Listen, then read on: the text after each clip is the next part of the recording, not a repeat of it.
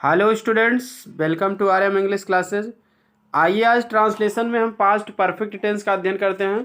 Class 12 excellent grammar की book से जो है अब लिया गया है। इससे पहले ऑलरेडी मैं पास्ट परफेक्ट टेंस को या पूरे टेंस को कवर कर चुका हूँ। टेंस से नाम से प्लेलिस्ट है, आप वहाँ देख लीजिए, बोर्ड पे पढ़ा हूँ तो।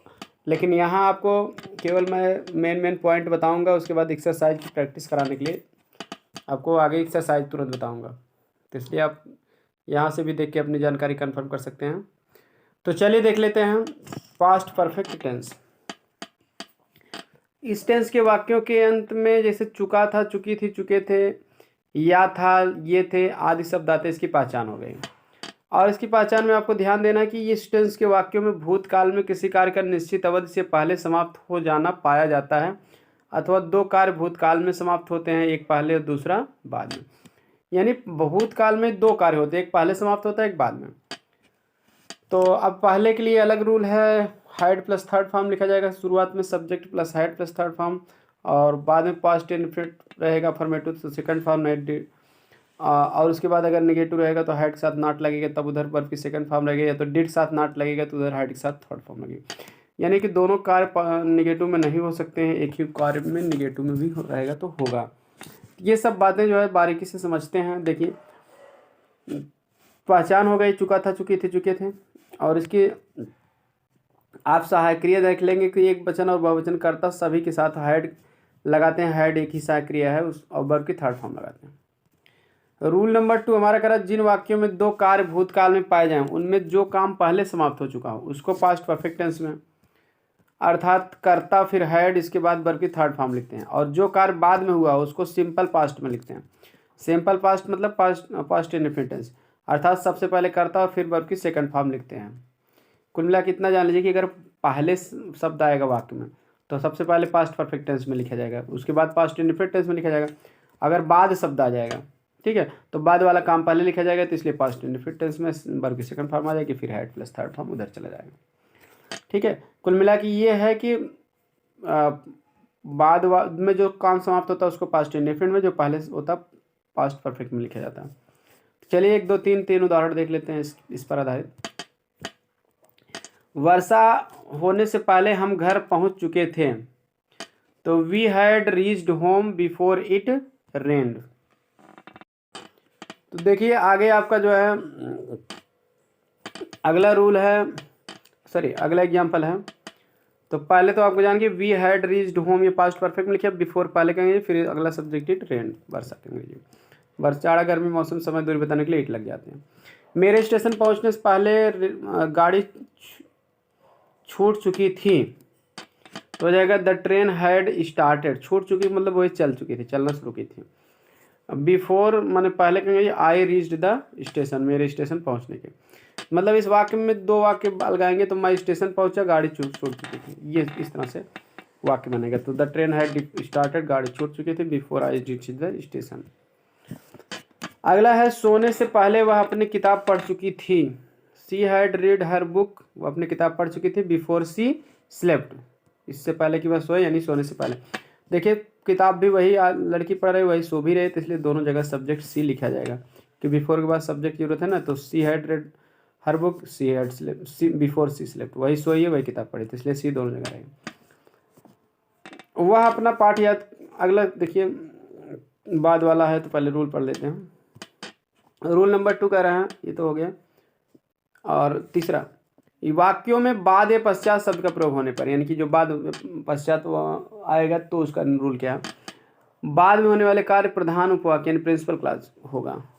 मतलब बाद वाला प्रधान उपवाक्य हो गया, यानी प्रिंसिपल क्लास इसको कहते हैं। प्रधान उपवाक्य माने ऐसा उपवाक्य, जैसे बड़े वाक्य में दो पार्ट होते हैं, तो एक बिना कंजक्शन को होता है, कंजक्शन से, तो बिना कंजक्शन वाले को प्रिंसिपल क्लास कहते हैं। तो प्रिंसिपल क्लास होगा, और बाद तथा पहले होने वाला कार्य आश्रित उपवाक्य होगा। जो काम पहले होगा वो आश्रित उपवाक्य होगा, यानी कि बाद शब्द आएगा तो प्रिंसिपल क्लास बिना कंजक्शन के लिखा जाएगा। उसके बाद कंजक्शन लगा के हम पास्ट परफेक्ट लिखेंगे तो वो आश्रित उपवाक्य हो जाएगा। ऐसी स्थिति में प्रिंसिपल क्लास में पहले प्रत्येक कर्ता के साथ सेकंड फॉर्म का प्रयोग होता है, और सबऑर्डिनेट क्लास में वर्ब की सबऑर्डिनेट क्लास में हाइड प्लस वर्ब की थर्ड फॉर्म का प्रयोग होगा। ठीक, देखिए वाक्य नंबर 4, यहाँ देखिए। चौथा वाक्य है वह अपना पाठ याद करने के बाद या पश्चात का दो राम स्कूल चला गया था। तो राम देखिए पश्चात या बाद आता है ना, तो बाद वाला काम पहले लिखा जाएगा, इसके आगे जो वाक्य रहेगा। तो राम स्कूल चला गया था, इसकी अंग्रेजी राम वेंट टू स्कूल, और बाद आया है तो पास्ट इनफिनिट लिखा जाएगा, सेकंड फॉर्म लगेगा फॉर्मेट में। राम वेंट टू स्कूल हो गया, राम भी स्कूल चला गया था। बाद के अंग्रेजी आफ्टर फिर लिखा जाएगा, फिर अपना पाठ याद करने के आफ्टर के बाद सब्जेक्ट ही लिखा जाएगा, क्योंकि दोबारा सब्जेक्ट लिखा नहीं है तो यार राम ही स्कूल करा है, राम ही पाठ याद कर रहा है, तो इसलिए दोबारा हम एक बार नाउन लिख देंगे तो दूसरी बार प्रोनाउन लिख देंगे। अगर यहाँ प्रोनाउन होता तो यहाँ भी तब भी प्रोनाउन होता है इसके पहले की तरह। तो और आफ्टर के बाद राम के लिए सब्जेक्ट ही लगा देंगे, हैड वर्ब की थर्ड फॉर्म लर्नड। मैं यह समाचार पहले सुन चुका था, I had already heard this news. तो इसमें तो एक ही वाक्य है तो कोई दिक्कत नहीं, पास्ट परफेक्ट में ही लिखा जाएगा अगर, ठीक है। एक वाक्य रहा था तो ऑलरेडी हर्ड भी कर सकते हैं, I had heard this news before, ये भी सही था। रूल नंबर 3 हम देख लेते हैं, 3 तो हो गया, चौथा देख लेते हैं। यदि वाक्य में ऑलरेडी पहले या ऑलरेडी माने पहले ही का प्रयोग हो तो एक क्लास के होने पर हैड का प्रयोग किया जाता है। देखिए वाक्य नंबर 5, तो ये तो आपको बता ही चुके हैं, एक ही वाक्य रहता तो हैड और कब प्रयोग किया था, ऑलरेडी मेन वर्ब पहले कर देंगे, ऑलरेडी माने पहले ही, ठीक है। नहीं तो आप ऑलरेडी ना लिखना चाहो तो आप बिफोर भी लिख सकते हो, लेकिन लास्ट में तब लिखा जाएगा। निगेटिव सेंटेंस भी हम देख ले रहे हैं, निगेटिव सेंटेंस के रूल पहले देख लीजिए, फिर एग्जाम्पल भी देख ले रहे हैं, ठीक। अब देखिए यहाँ निगेटिव सेंटेंस में आपको जो है पहला रूल आपको मिल रहा है, प्रश्नवाचक वाक्यों में यदि क्या प्रश्नवाचक वाक्य कहाँ, ये तो प्रश्नवाचक यहाँ देखिए निगेटिव का रूल, ठीक है। तो निगेटिव सेंटेंस में देखिए यहाँ दिया गया कि निगेटिव सेंटेंस में हैड के आगे नॉट का प्रयोग करना है। जैसे मैं यह घर पहले नहीं देख चुका था, I had not seen this house before. Doctor के आने से पहले मरीज नहीं मरा नहीं था, the patient had not died before the doctor came. Police के आने से पूर्व चोर नहीं भाग चुका था, the thief had not run away. चोर नहीं भाग चुका था बिफोर द पुलिस अराइव्ड, ठीक है। Before the arrived of the police किए हैं, गलत है ये, बिफोर द पुलिस अराइव्ड करना चाहिए, ठीक है। The arrival of the police करनी है, यह भी सही है, मतलब पुलिस के आने से पाने, तो अराइवल लगा देंगे तो सब्जेक्ट लिखने की जरूरत नहीं है, तो मेन वर्ब भी नहीं लिखा जाएगा। ये फ्रेज का काम कर दिए, सिंपल सेंटेंस बना दिए, नहीं तो आप इसको बिफोर द पुलिस अराइव्ड भी कह सकते थे, या केम, बिफोर द पुलिस केम। अध्यापक परीक्षारंभ होने से पहले कोई कोर्स समाप्त नहीं कर चुके थे, the teacher had not finished the course before the examination began. ध्यान देना इसमें केवल बाद पहले वाला दिया है, बाद या पश्चात वाला वाक्य नहीं दिया है। बाद या पश्चात अगर वाक्य आएगा तो उसके भी कुछ रूल्स होते हैं, तो आपको एक वाक्य हम अपने मन से बता दे रहे हैं। मान लीजिए यही वाक्य कैसे आ जाएगा, ठीक है। डॉक्टर के आने के से पहले मरीज मरा नहीं था, तो अगर मान लीजिए डॉक्टर के आने के बाद कह दीजिए, बाद मरीज मरा नहीं था, तो अब बाद अगर आ जाएगा ना तो यही, तो मरीज मरा नहीं था इसकी अंग्रेजी पहले लिखा जाएगा, ठीक है। हमेशा इधर वाले की पहले लिखा जाएगा, बाद है तब भी, पहले है तो पहले है तो इधर वाले की पास्ट परफेक्ट में लिखा गया। अगर यही बाद शब्द आ जाएगा, मान लीजिए यही वाक्य डॉक्टर के आने के बाद मरीज ने, तब द पेशेंट हैड की जगह डिड हो जाएगा, क्योंकि बाद के नाते पास्ट इंडेफिनिट टेंस में लिखा जाएगा। The patient did not died तब नहीं रहेगा, डाई हो जाएगा। और उसके बाद जो है डिड नॉट डाई, नहीं मरा था, फिर बिफोर की जगह क्या हो जाएगा आपका, आफ्टर हो जाएगा। आफ्टर उसके बाद द डॉक्टर के बाद फिर हैड लिखेंगे, तब केम का कम हो जाएगा, क्योंकि भाई देखिए आफ्टर के बाद पास्ट परफेक्ट में लिखेंगे, आफ्टर के पहले वाला पास्ट इंडेफिनिट में लिखेंगे, ये चीज़ है। चलिए इंट्रोगेटिव सेंटेंस के भी रूल्स और एग्जांपल्स देख लेते हैं।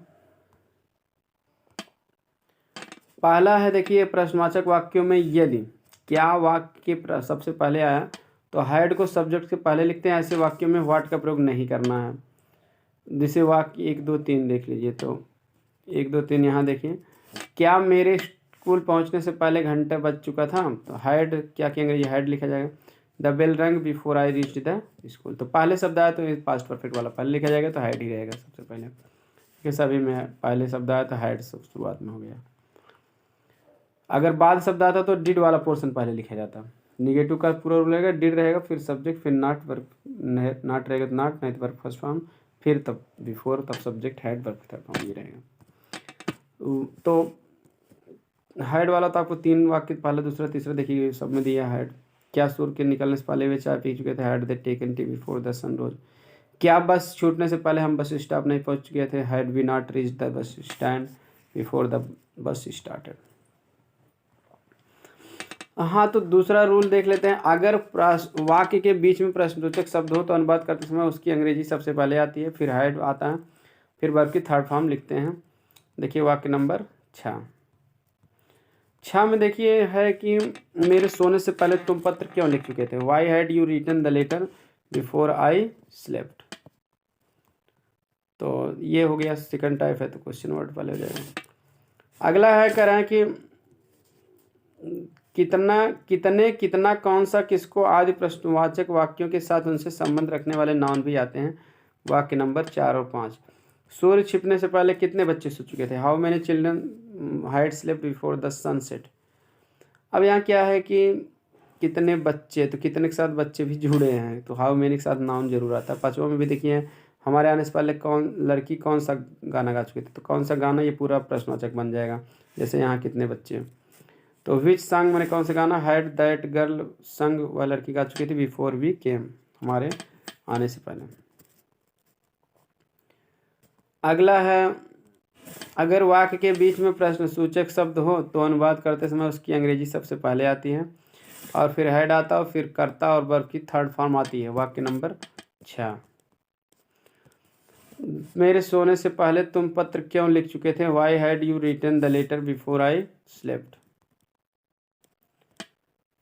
अगला है कितने, कितना, कौन सा, किसको आदि प्रश्नवाचक शब्दों के साथ उनसे संबंधित नाउन भी आते हैं। वाक्य नंबर 4, 5 ये तो हो गया, ठीक है 4, 5।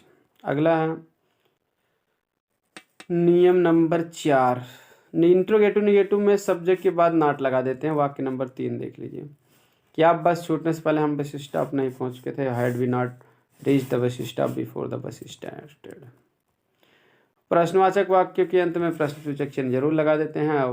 बाद वाले वाक्यों के पहले भाग में डिड लगाओ। वाक्य नंबर 7 देखिए, अगर बाद शब्द आ जाएगा तो 7 वाक्य पढ़िए कि जैसे डॉक्टर साहब के जाने के बाद रोगी ने क्या खाया था, तो वाट डिड लगेगा, क्यों रोगी ने क्या खाया था, ये पास्ट इंडेफिनिट लिखा जाएगा। What did the patient eat, first form रहेगी डिड के साथ, आफ्टर लिखा जाएगा, फिर इधर वाला द डॉक्टर हैड गॉन, ये पास्ट परफेक्ट में लिख दिया जाएगा। तो आई होप समझ में आ गया होगा। अब देखिए, आप इसकी एक्सरसाइज भी हम बता दे रहे हैं। पहले तो आप इसको किए हैं तो मिला लीजिए, नहीं तो पहले कर लीजिए, उसके बाद फिर मैं आंसर बोल रहा हूँ कंफर्म कर लीजिए। पहले अपने माइंड में सोच लीजिए या फिर उसके बाद आप मिलाइए। देखिए अब वाक्य है आपका पहला, वह अपने भाई के आने से पहले पत्र लिख चुका था। पहले हो गया वह पत्र लिख चुका था, he had written the letter before, पहले कहेंगे बिफोर हिज ब्रदर केम, ठीक, बिफोर हिज ब्रदर केम। मेरे देखने से पहले किसने कुर्सी तोड़ डाली थी, who had broken the chair, किसने कुर्सी तोड़ डाली थी, बिफोर आई सा। अगला है गाड़ी जाने से पहले मोहन टिकट ले चुका था, Mohan had taken ticket before the train, ठीक है, डिपार्टेड, ट्रेन जाने के लिए वेंट से बढ़िया शब्द है, डिपार्ट माने प्रस्थान करने जाना, डिपार्टेड हो जाएगा। अगला है क्या लड़कों के पहुंचने से पहले ही वर्षा के कारण स्कूल बंद हो चुका था, तो हैड से बनेगा, हैड द स्कूल, ठीक है, क्लोज्ड, क्या स्कूल बंद हो चुका था। तो उसके बाद वर्षा के कारण अंग्रेजी ऑन अकाउंट ऑफ रेन कह दीजिए, या ड्यू टू रेन भी कह सकते हो, रेन भी कर सकते हो, रेनिंग भी कर सकते हो, रेनिंग जीरंड हो जाएगा, नहीं तो रेन नाउन का काम करेगा, ठीक है, ड्यू टू रेन या ऑन अकाउंट ऑफ रेनिंग भी कर सकते हो। अगला है, हाँ इसके बाद थोड़ा सा और बचा है, लड़कों के पहुंचने से, तो हाँ तो had the school closed before, has the school closed on account of raining या ड्यू टू रेन, और बिफोर पहले कहेंगे बिफोर द बॉयज रीच्ड, लड़कों के पहुंचने से पहले मतलब बिफोर द बॉयज रीच्ड। खाना खाने के बाद मैं उसके घर गया था, I went to his house after I had eaten food. ठीक है, after I had eaten food. क्या मेरे सोने से पहले वह दूध पी चुका था? तो had he drunk T, drunk का तो टेकन ज़्यादा बेटर पड़ेगा। हैड ही टेकन मिल्क, ठीक है, गर्म दूध के लिए टेक का प्रयोग होता है, या हैड भी कह सकते हो, नहीं तो ड्रिंक का भी प्रयोग ठंडे दूध के लिए कर सकते हो। तो यहाँ टेकन कह दिया, हैड ही टेकन मिल्क, क्या वह दूध पी चुका था?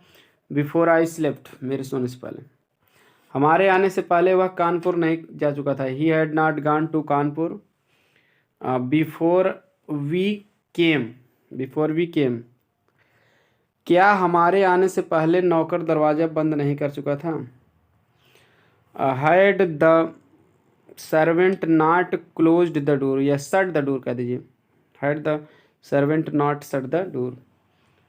और उसके बाद बिफोर वी केम, हमारे आने से पहले का अंग्रेजी हो गया। तुम्हारे देखने से पहले उसने किसकी कलम चुराई थी? तो पहले हुज पेन पूरा इकट्ठा लिखा जाएगा, किसकी कलम, whose pen had he stolen, उसने चुराई थी, हो गया। अब तुम्हारे देखने से पहले before you saw, whose pen had he stolen before you saw. School जाने से पहले तुम कितना दूध पी चुके थे?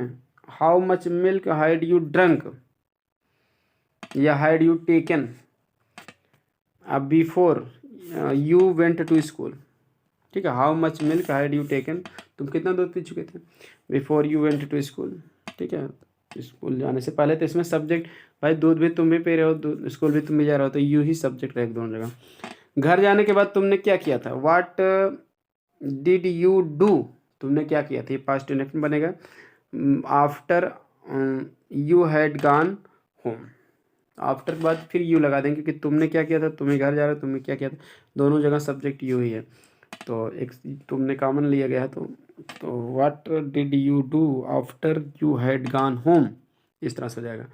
आई होप समझ में आ गया होगा।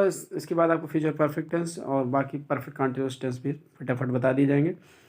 मिलते हैं नेक्स्ट वीडियो में। वीडियो पसंद आए तो लाइक सब्सक्राइब शेयर जरूर करें, क्योंकि यहाँ तो टेंस तो आप तो कॉमन चीज़ें हो सकता है आपको पहले से आता हो, लेकिन प्रैक्टिस कर लेंगे तो अच्छी बात है। उसके बाद और भी आपको टेंस के आगे वाला भी पूरा ग्रामर आपको इस किताब से पूरा लास्ट तक पैसेज तक कराया जाएगा। मिलते हैं नेक्स्ट वीडियो में। Thanks for watching video.